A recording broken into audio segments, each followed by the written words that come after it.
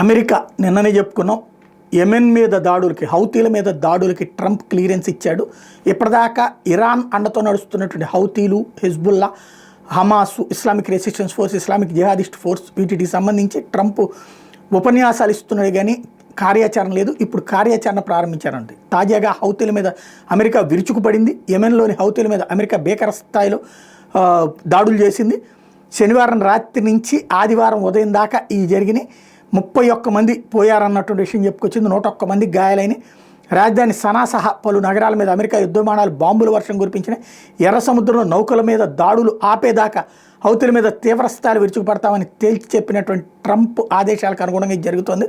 ప్రపంచ జలమార్గాల్లో అమెరికా వాణిజ్య నౌకాదళ నౌకల్ని ఏ ఉగ్రవాద దళం ఆపలేదు అని తేల్చి చెప్పారు. బైడెన్ హయాంలో వీళ్ళు అనేకం చేసిన బైడెన్ ప్రభుత్వం దాడులకు పాల్పడింది కానీ సరిగ్గా కంట్రోల్ చేయలేకపోయింది. ఇప్పుడు ఆ పని చేసే ప్రయత్నం చేస్తున్నాం. గాజాకు అండగా ఉంటాం, ఎలాంటి సవాళ్ళు ఎదురైనా పాలస్తీనాలకు సాయం చేయడం అయితే ఆపమని చెప్పుకొచ్చారు. గాజా మీద ఇజ్రాయెల్ నిర్వహించిన డ్రోన్ దాడుల్లో మరోవైపున 9 మంది మృతి చెందారు.